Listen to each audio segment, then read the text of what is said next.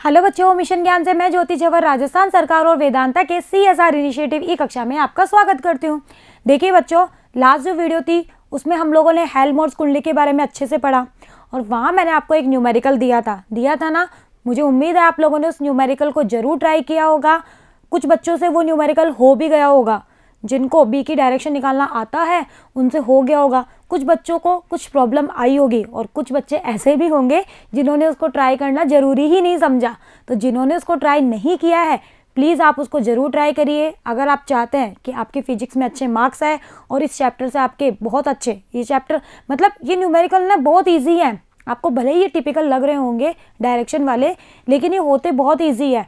तो अगर आप चाहते हो कि आपके फुल एंड फुल मार्क्स आए, क्योंकि यहाँ पर किसी तरह का कोई मार्क्स नहीं कटेगा अगर आपने बिल्कुल एक्यूरेट किया है तो आप उस न्यूमेरिकल को जरूर ट्राई करिए। देन उसका सॉल्यूशन आप लोग यहाँ पे देखिए।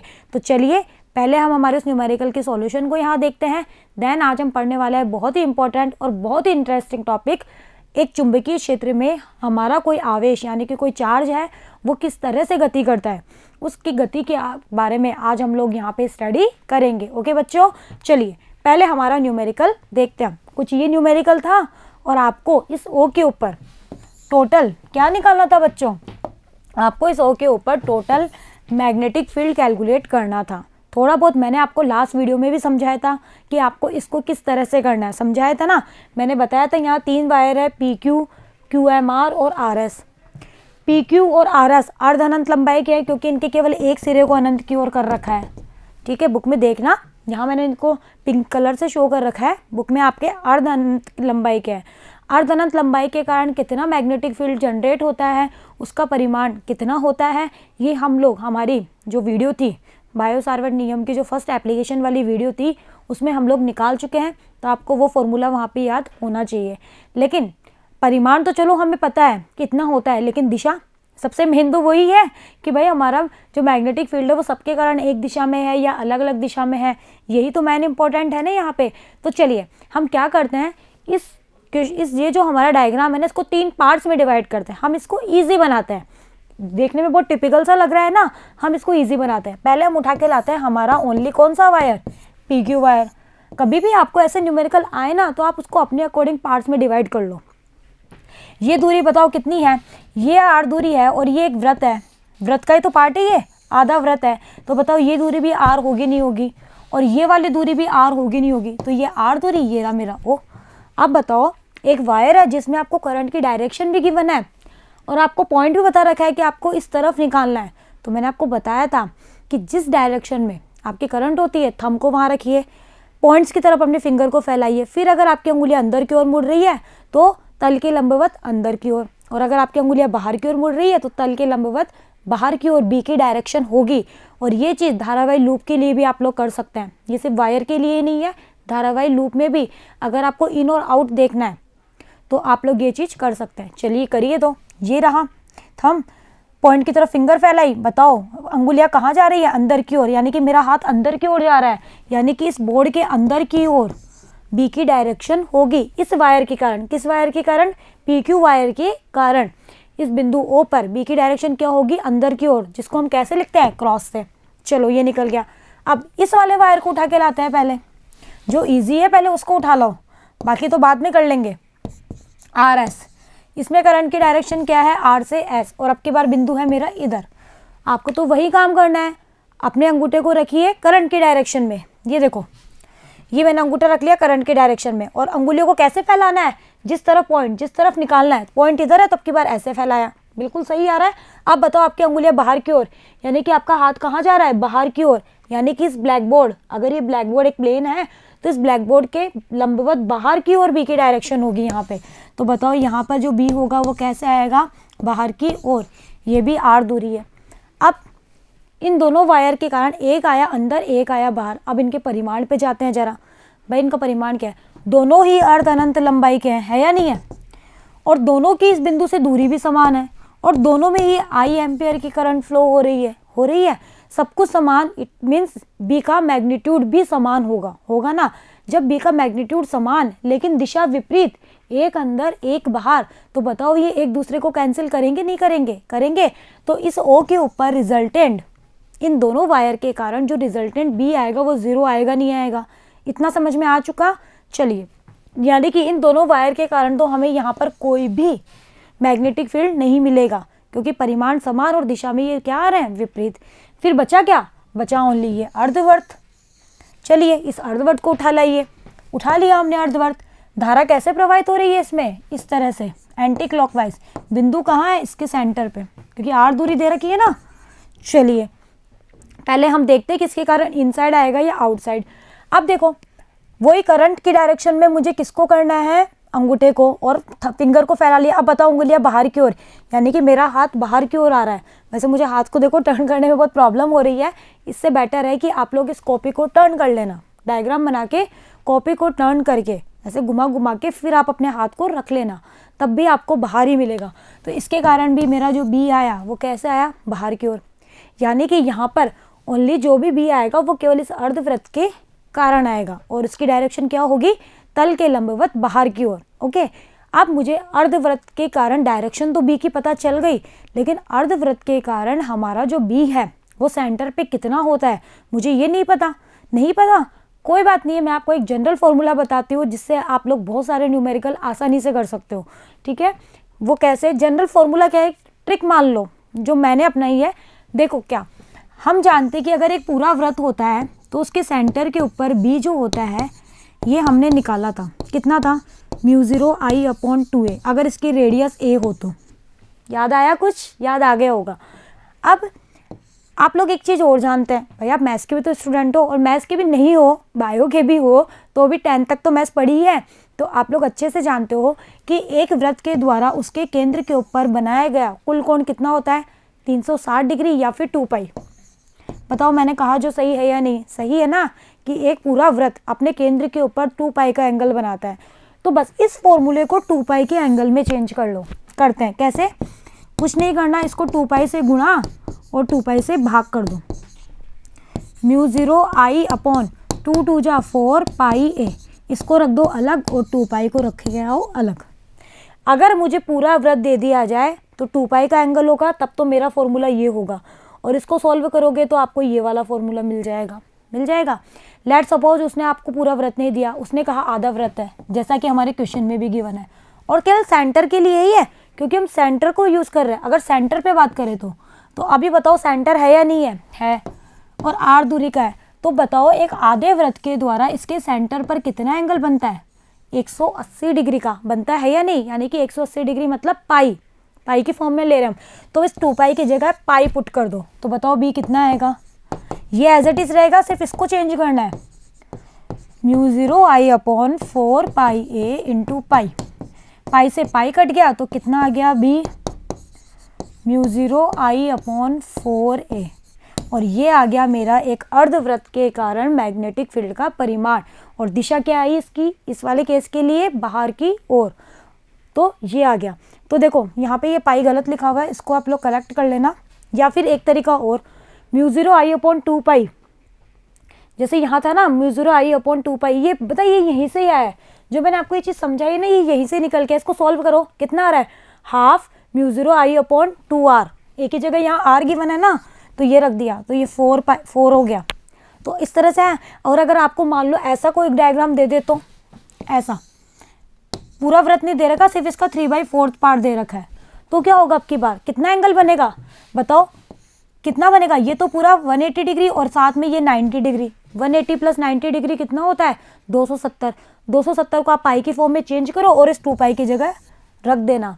तो आप लोगों को याद हो तो मैंने आपको एक नोट में लिखवाया था कि वृत्त के एक भाग के द्वारा, केवल एक भाग के द्वारा, मैंने आपको बताया था कि इसका 1/4 पार्ट हो जाएगा, सेंटर के ऊपर जो भी मैग्नेटिक फील्ड होगा वो उसका 1/4 हो जाएगा, वो यहीं से आया है। बताओ एक भाग कितना एंगल बनाएगा, 90 डिग्री, 90 डिग्री बनाएगा, तो 90 डिग्री की जगह π/2 पुट कर देना, तो बताओ वही फॉर्म निकलेगी जो मैंने आपको बताई है। ओके बच्चों, तो आप लोग यहाँ पे इसको आसानी से कर सकते हो। तो अब अगर आपको कितना भी एंगल दिया हुआ हो, आप तो बस ये देखो कि जो डायग्राम दिया हुआ है वो सेंटर पे कितना एंगल बना रहा है, बस ये वैल्यू पुट करते जाओ। पाई है तो पाई, 2 पाई है तो 2 पाई, 3 पाई/2 है तो 3 पाई/2, कुछ भी 60 दे सकता है। लेकिन पाई की फॉर्म में लिखना, हो सकता है वो आपको एंगल 60 डिग्री ऐसे दे दे, आप उसको पाई में कन्वर्ट करके लिखना। ओके बच्चों, तो आपका आसानी से ये निकल जाएगा। तो ये हो गया मेरा आंसर। चलिए अब हम आते हैं, तो ये हमारा आंसर यहाँ कंप्लीट हो चुका है, ये पाई यहाँ पे नहीं आएगा बस। ओके चलिए अब हम आते हैं हमारे आज के डेरिवेशन पे। क्वेश्चन मुझे उम्मीद आपको समझ में आ गया होगा, और नहीं आया तो आप 1-2 बार इस वीडियो को ज़रूर देखना, आपको क्वेश्चन समझ में, इसका आंसर आपको समझ में आ जाएगा। अब आते हैं हम हमारे डेरिवेशन पे, जो आज हमें करना है। क्या करना है? एक चुंबकीय क्षेत्र है जिसमें एक आवेश गति कर रहा है, उस आवेश की गति का आज हमें यहाँ पर अध्ययन करना है कि ये आवेश किस तरह से यहाँ पे गति कर रहा है। तो देखो, सबसे पहले एक बल है जिसका नाम है लोरेंज फोर्स, यानी कि लोरेंज बल। एक लोरेंज नाम के साइंटिस्ट थे जिन्होंने इस बल के बारे में सबसे पहले बताया था, इसीलिए इस बल का नाम उनके नाम के ऊपर पड़ गया। वैसे ज़्यादातर ऐसे ही तो होता है, जिस साइंटिस्ट ने दे दिया हम वही नाम दे देते हैं, हो जाता है ना बहुत बार ऐसा। तो लोरेंज नाम के साइंटिस्ट ने एक बल के बारे में हमें बताया, उसी बल को कहा जाता है लोरेंज बल। अब इन्होंने क्या बताया? इन्होंने जो लोरेंज बल जो बताया ना, वो केवल और केवल चुंबकीय क्षेत्र के बारे में नहीं बताया। इन्होंने कहा कि अगर चुंबकीय क्षेत्र के साथ विद्युत क्षेत्र भी उत्पन्न है, विद्युत क्षेत्र भी वहाँ उपस्थित है, वो क्या कि अगर कोई आपका आवेश है, आपका कोई आवेश है Q, भाई आवेश को हम Q ही लिखते आ रहे हैं।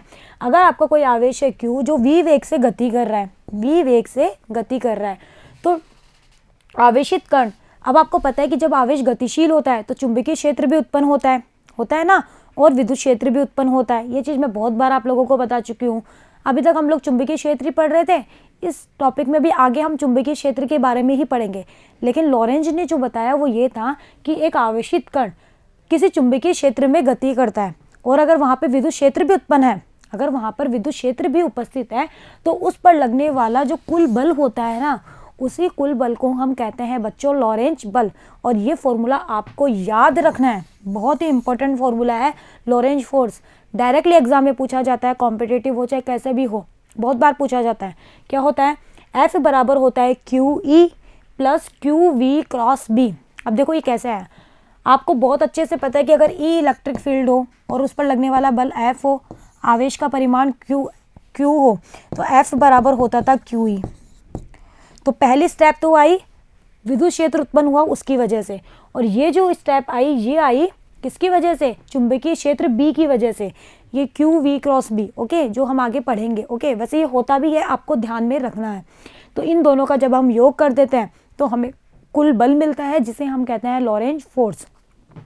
इसमें से अगर Q कॉमन ले ले तो इसकी दूसरी फॉर्म ये भी बनती है, vector E plus V cross B। देखो वेक्टर तो लगाना ही लगाना है, वेक्टर मत भूलिएगा, क्योंकि E भी वेक्टर है, F भी वेक्टर है, V भी, B भी, Q नहीं है। तो ये आ गया F is equal to Q vector E plus vector V cross B। ये है हमारा लोरेंज फोर्स। लेकिन हमें यहाँ पर इस कंप्लीट फोर्स की बात नहीं करनी है, हमें इलेक्ट्रिक फील्ड से अभी कोई लेना देना नहीं है, हम मैग्नेटिक फील्ड के बारे में जान रहे हैं, तो हम ओनली ये वाला पार्ट उठाएंगे QV क्रॉस B, और केवल इसके बारे में हम लोग यहाँ पे स्टडी करेंगे। तो यहाँ हम केवल चुंबकीय क्षेत्र के कारण आवेश पर लगने वाले चुंबकीय बल का ही अध्ययन करेंगे। ओके बच्चों, चुंबकीय क्षेत्र में गतिमान आवेश पर, यानी कि अगर हमारा कोई आवेश है Q जो V वेग से B चुंबकीय क्षेत्र में गति करता है, तो उस पर लगने वाला जो हमारा चुंबकीय बल है वो कितना होता है? QV क्रॉस B होता है। ये आप लोग ध्यान में रखिएगा। ये है किसी गतिमान आवेश पर लगने वाला चुंबकीय बल, अगर वो चुंबकीय क्षेत्र में गति करता है तो। लेकिन यह बल जीरो भी हो सकता है। अब वो किस कंडीशन के लिए जीरो होगा वो अभी हम यहाँ पे निकालेंगे। तो ये है मेरा F is equal to QV cross B। Formula आपको अच्छे से याद रखना है, साथ ही लोरेंज वाला भी याद रखना है। अगर इसका परिमाण ले तो V क्रॉस B को खोल दीजिए, क्रॉस प्रोडक्ट करना आपको आता है, 11th में बहुत अच्छे से पढ़ा है हमने, पढ़ा है ना। तो कितना होता है? QVB साइन थीटा होता है। चलिए, हमने ओनली परिमाण की बात करी है, इसलिए जहाँ QV और B के मध्य का, जहाँ पर Q नहीं है थीटा है, जहाँ थीटा क्या होता है? B और V आवेश के वेग और उस पर चुंबकीय जो बल है, चुंबकीय जो क्षेत्र है, इनके बीच का एंगल कितना है? कि आवेश के वेग और B के बीच का जो एंगल होता है, उनके बीच का एंगल कहलाता है थीटा। और क्यू क्या है, जो भी आपको आवेश दिया गया है वो। अब देखो चुंबकीय बल की दिशा जो होती है ना, आपको यहाँ से एक फॉर्मूला में ये चीज़ पता चल रही है और मैंने बहुत बार आपको बताई भी है कि अगर दो वेक्टर के क्रॉस प्रोडक्ट से तीसरा वेक्टर प्राप्त होता है तो इसकी दिशा इन दोनों के तल के लंबवत तल में होती है ना। जैसे अगर ये एक्स वाई तल में है तो ये जेड तल में होगा, क्योंकि आपको पता है कि एक्स वाई तल के लंबवत तल कौन सा होता है, जेड होता है ना। तो कण का वेग v और चुंबकीय क्षेत्र b से निर्मित तल के लंबवत दिशा में होता है, और इसको हम हमारे राइट हैंड पाम रूल, और इसी राइट हैंड पाम रूल का दूसरा नाम है राइट हैंड स्लैप रूल भी कहेंगे हम इसे। इसके द्वारा हम लोग यहाँ पे ज्ञात कर सकते हैं। वो कैसे करते हैं वो मैं आपको बताती हूँ, वैसे हम आगे पढ़ेंगे भी, आगे हम इसको पढ़ेंगे।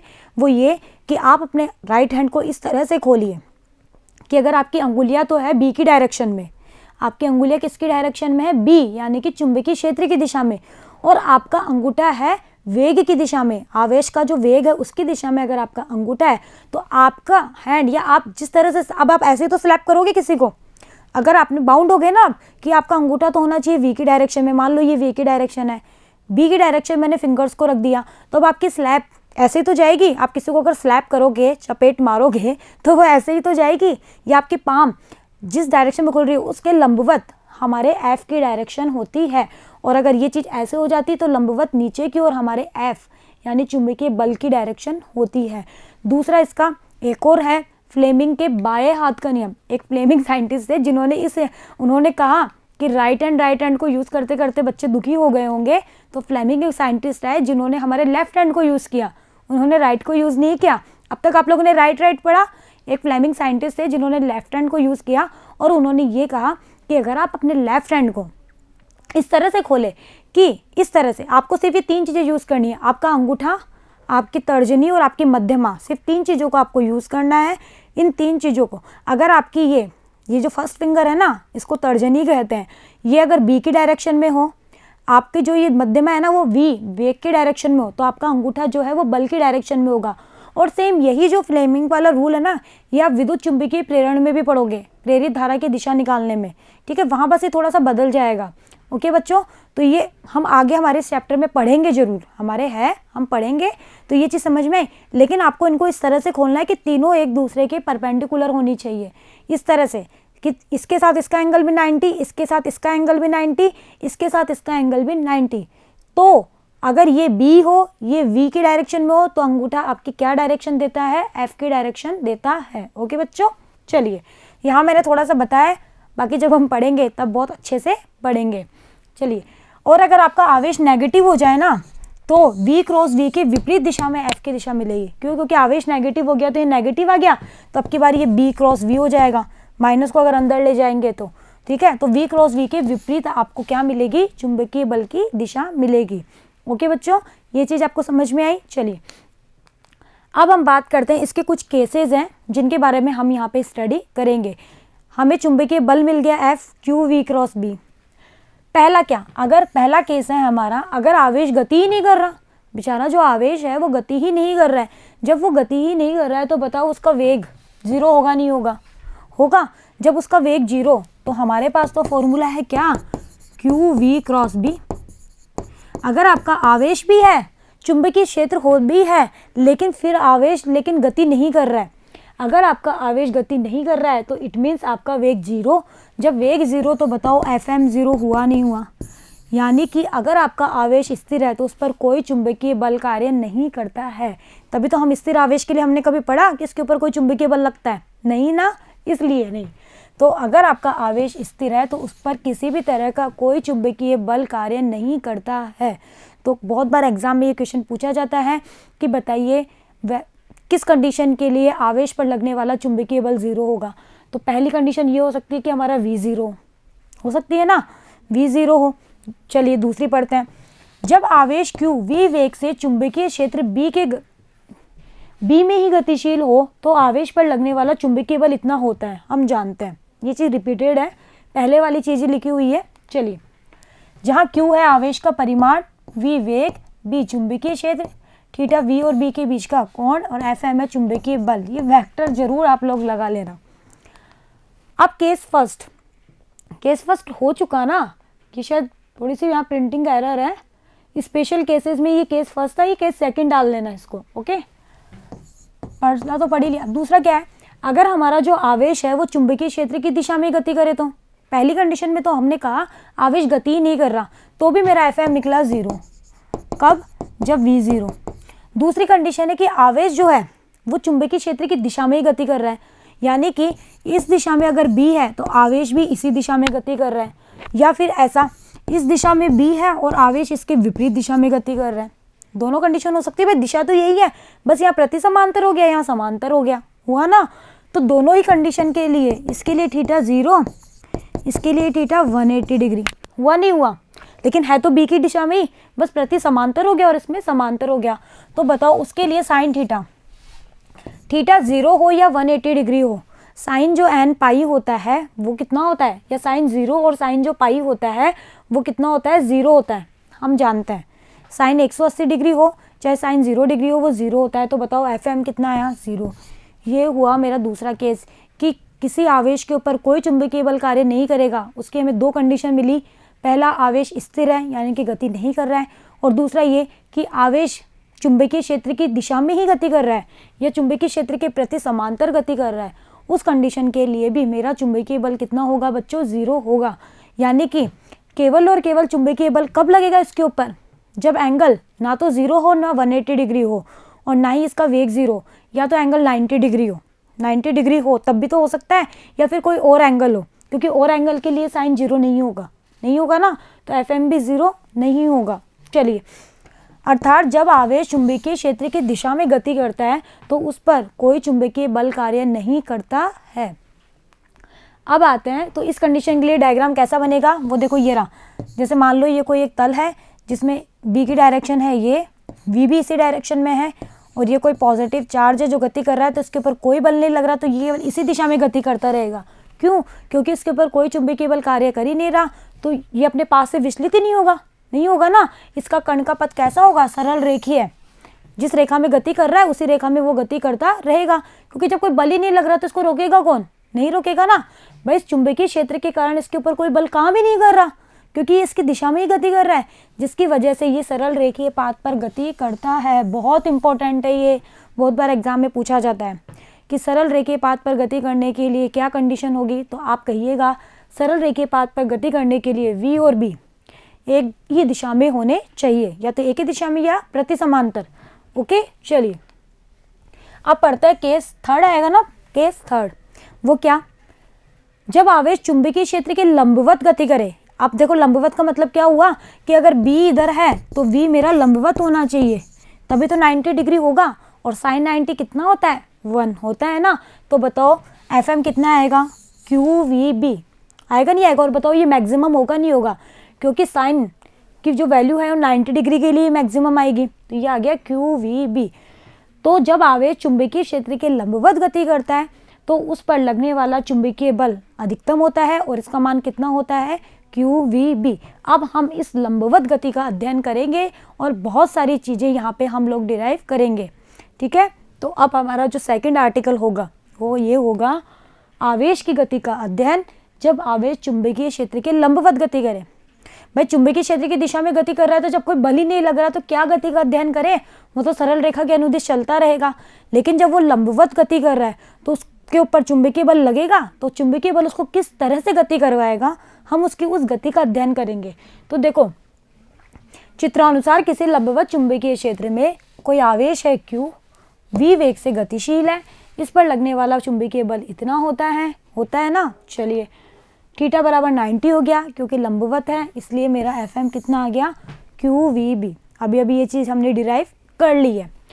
आवेश पर लगने वाले चुंबकीय बल की जो दिशा होगी वो हमें बहुत अच्छे से पता है, जो भी मेरा v और b तल होगा उसके लंबवत तल में होगी, जिसके कारण आवेश क्या करेगा, अपने प्रारंभिक जो पथ है, जिस पथ पे वो गति कर रहा था ना, उस पथ से विचलित हो जाएगा। क्यों हुआ विचलित, क्योंकि उसके ऊपर अब एक चुंबकीय बल कार्य करेगा ना। भाई चुंबकीय बल जब लग गया वहाँ पे तो वो उसको उसके पथ से विचलित कर देगा, और इस विचलित पथ से विचलित होने के बाद में वो एक वृत्तीय पथ पर गति करने लगता है। कैसे पथ पर गति करेगा, वृत्तीय पथ पर, और इस तरह से गति करेगा।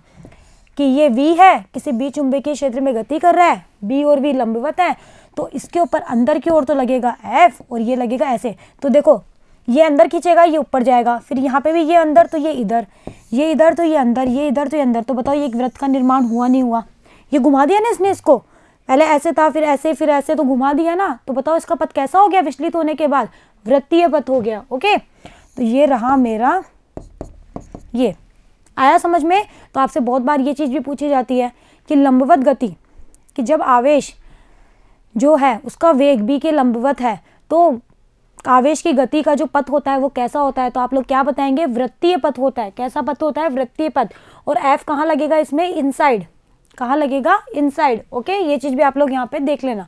चलिए यहाँ तक हमें समझ में आ गया।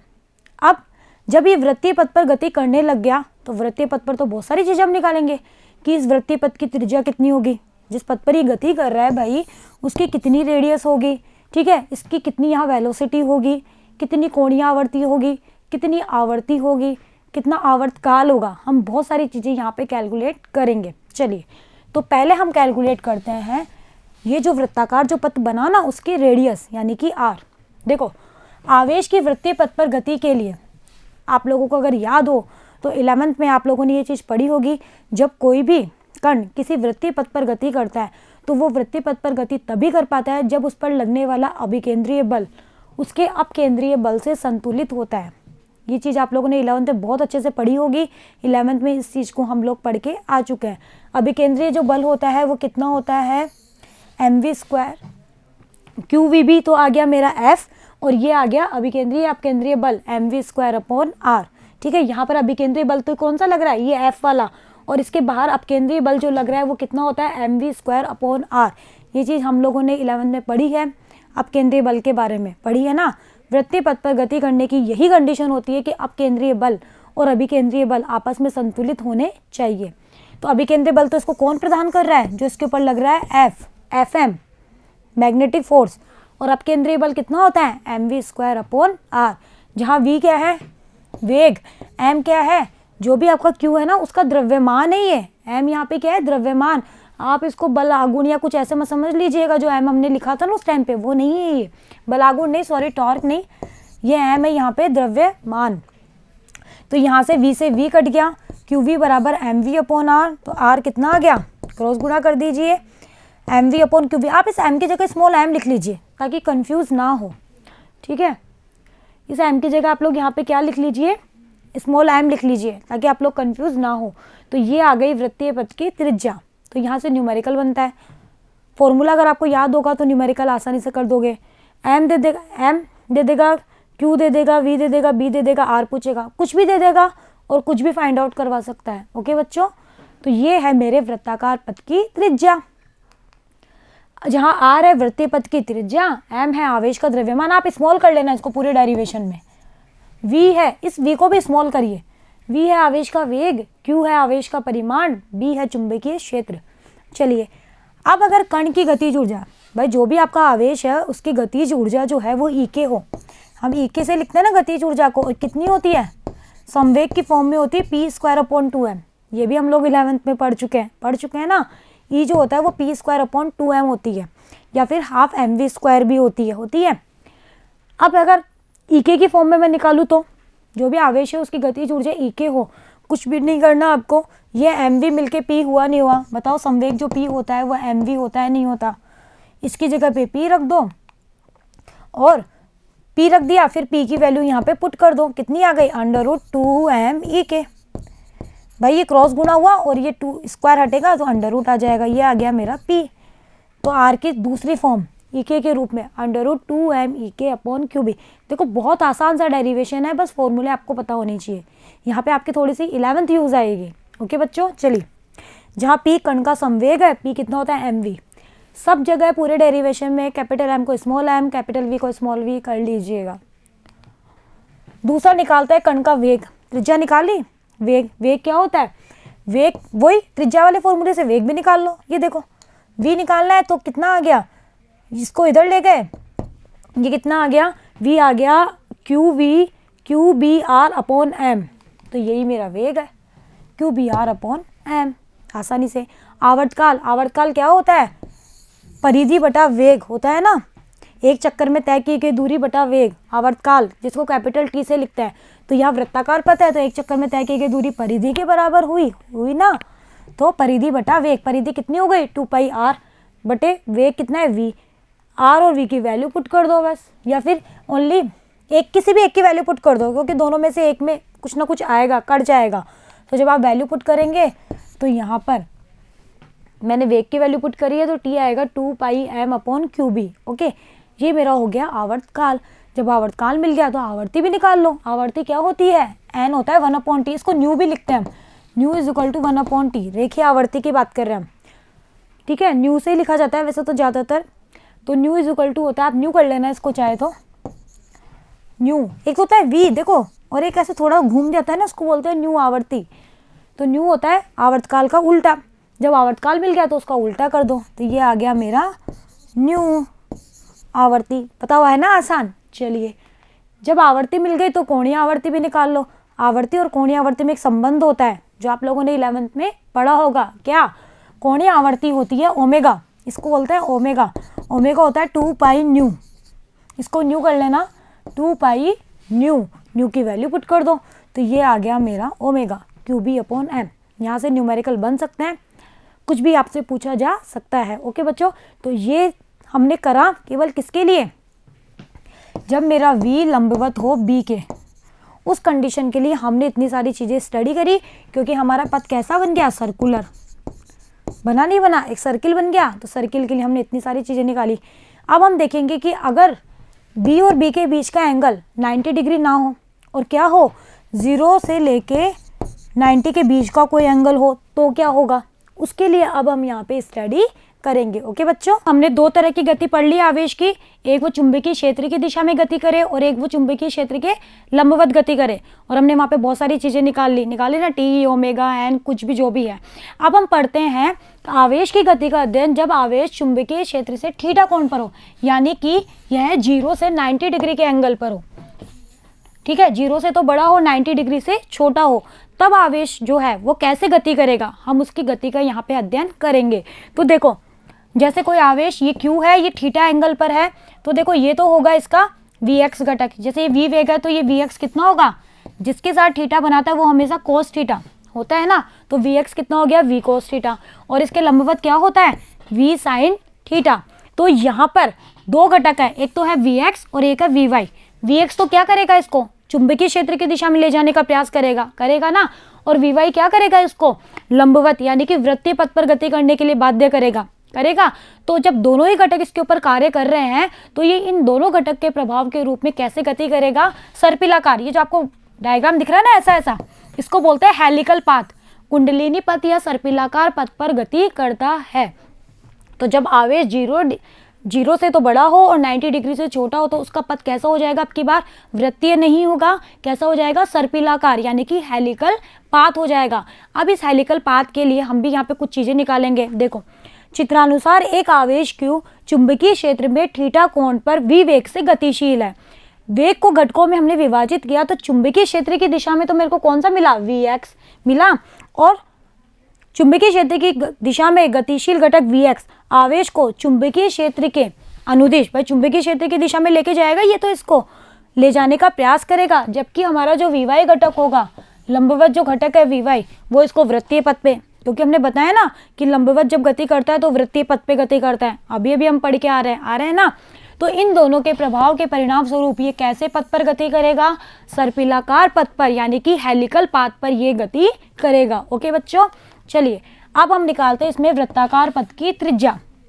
पाथ हेलिकल होगा, उस हेलिकल पाथ के लिए हम इसको वृत्ताकार के लिए अध्ययन कर रहे हैं अब कि वृत्ताकार जो पथ है उसकी त्रिज्या कितनी होगी। आवेश की वृत्ताकार पथ पर गति के लिए सबसे पहले तो आप ध्यान रखिए, वृत्ताकार पथ पर गति इसको कौन करवाएगा? Vy, ना कि Vx। Vx तो इसको B की दिशा में लेके जाएगा, वृत्ताकार पथ पर गति कौन करवाएगा? Vy। और Vy कितना है मेरा? V sine theta. तो जब भी हम इसमें अध्ययन करेंगे तो हम Vy लेंगे, और Vy की वैल्यू कितनी होगी? V sine theta. और इसको हम ऐसे भी लिख सकते हैं V लंबवत। ओके, चलिए, तो वृत्ताकार पथ पर गति कब कर पाएगा ये? वही जब अपकेंद्रीय बल अभिकेंद्रीय बल के बराबर हो। तो mv² बराबर किसके बराबर हो? qvb। लेकिन यहाँ v का कौन सा घटक होगा? vy। vx आपको नहीं लेना है, तो यहाँ से r की वैल्यू निकल गई। बस यहाँ vy की वैल्यू कितनी होगी? v sin theta. Okay, easy सा है, हम इसी में वृत्ताकार पथ की गति का अध्ययन कर रहे हैं। ओके, चलिए, तो vy कितना है? r कितना आ गया? r आ गया mv sin theta upon qb। दूसरा, वेग की गणना, वेग यहाँ से कितना आ गया? r qb upon m sin theta. Okay, r qb, जहाँ पे ये v कौन सा है? v, ये v वाला वेग है, कौन सा? v sin theta. Okay, v sin theta क्या है? मेरा v लंबवत वाला वेग है। तो आप ये चीज़ ध्यान रखना कि यहाँ पर जो हम v यूज़ कर रहे हैं वो हम लंबवत घटक यूज़ कर रहे हैं, ये वाला, ना कि ये वाला। ओके, vy या v लंबवत यूज़ कर रहे हैं। चलिए, आवर्त काल की गणना, डेरिवेशन बिल्कुल उसकी जैसा ही है, बस हमने v की जगह क्या रख रहे हैं? हम v लंबवत रख रहे हैं। आवर्तकाल क्या होता है? वही परिधि बटे वेग 2πr बटे v लंबवत। वैल्यू पुट कर दी सबकी, तो t आ गया मेरा 2πm अपॉन qb। ओके, चलिए, आवर्ती क्या होती है? आवर्तकाल का उल्टा, इसको भी आप न्यू कर लीजिए। न्यू कितनी होती है? 1 अपॉन t, तो इसका उल्टा कर दिया, तो ये मेरी आ गई न्यू qb अपॉन 2πm। कोणीय आवर्ती या कोणीय वेग की गणना कितना होता है? 2π न्यू। कितना होता है? 2π न्यू। इसको न्यू कर लेना, तो वैल्यू पुट कर दी, तो ओमेगा कितना आ गया? qb upon m। ये चीज़ समझ में आई? अब आप सोच रहे हो कि जब हमने सब कुछ ही vy किया तो vx का क्या यूज़ रहा? vx के लिए अब हम निकालेंगे यहाँ पे चूड़ी अंतराल। अब देखो, पिच होता क्या है? पिच होता है कि चुंबकीय क्षेत्र के अनुदिश एक घूर्णन में तय की गई दूरी। बताओ, ये एक घूर्णन है या नहीं? यहाँ से चला और यहाँ पे पहुँचा, तो इसने चुंबकीय क्षेत्र के अनुदिश ये जो दूरी तय करी है, इसी दूरी को हम कहते हैं पिच, और इसको हम y से डिनोट करेंगे। किससे डिनोट करेंगे बच्चों? y से। देखो हमारे डायग्राम में देखते हैं, ये रहा हमारा डायग्राम, ये दूरी हमारी पिच कहलाती है, और इसको हम y से डिनोट करते हैं। चुंबकीय क्षेत्र के अनुदिश है, लेकिन ये यहाँ पर कौन सा घटक काम करेगा? चुंबकीय क्षेत्र के अनुदिश वाला वेग वाला घटक vx। तो अगर मैं इस विच की वैल्यू निकालूं तो बताओ कितनी होगी? दूरी होती है वेग इंटू समय। समय तो हमारा वही जो आवर्तकाल है वही रहेगा। अब की बार दूरी के वेग का घटक कौन सा होगा? वेग का घटक होगा समांतर घटक। ये 11 नहीं है, ऐसे समांतर बनाया हुआ है ऐसे, या फिर आप इसको vx भी लिख सकते हो, और इसकी वैल्यू कितनी है? v cos theta. तो वेग का घटक ये हुआ, और t हमारा 2πm अपॉन qb। ओके बच्चों, यहाँ पे आप ये गलती मत करिएगा, यहाँ लंबवत घटक नहीं होगा, क्योंकि हम चुंबकीय क्षेत्र के अनुदिश चल रहे हैं। तो इसकी दो डेफिनेशन बनती है, वो क्या? एक घूर्णन में कण द्वारा चुंबकीय क्षेत्र के अनुदिश चली गई दूरी को हम चूड़ी अंतराल या पिच कहते हैं। दूसरी क्या? चुंबकीय क्षेत्र में एक चक्र में आवेशित कण द्वारा तय की गई दूरी कुंडलिनी अंतराल कहलाती है। ये दूरी एक घूर्णन हो रहा है ये। ओके, अब अगर आप टी की वैल्यू अगर ये पुट कर दो, भाई टी की दो वैल्यू है, एक तो 2πr अपॉन वी लंबवत, या फिर 2πm अपॉन qb, तो ये पुट करा तो एक फॉर्मूला मिला। अगर ये पुट करोगे तो ये साइन थीटा आएगा, v साइन थीटा, और साइन थीटा नीचे आएगा, cos थीटा ऊपर है, तो ये tan थीटा बन जाएगा।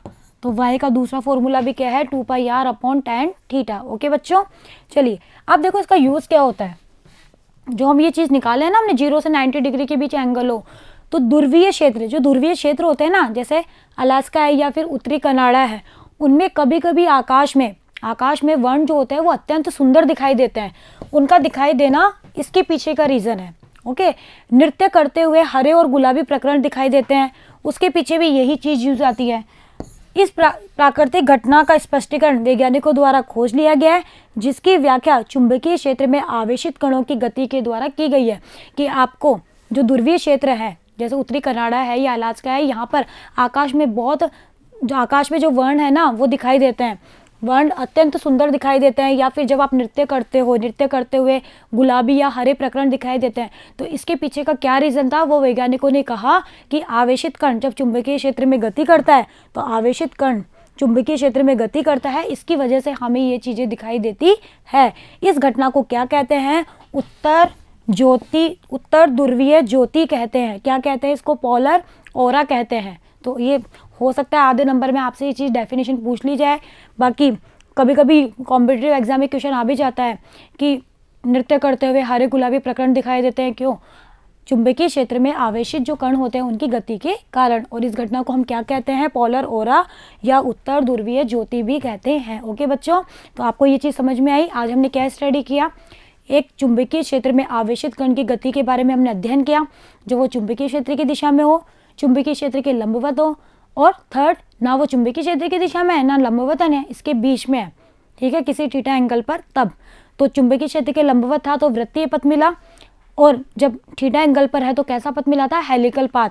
तो बहुत इंपॉर्टेंट टॉपिक है, आप इसको घर पे जाके इसके डेरिवेशन को खुद से जरूर करना। ओके बच्चों, तो आज के लिए इतना ही, बने रहिएगा मेरे साथ, मिलते हैं नेक्स्ट वीडियो में। Thank you.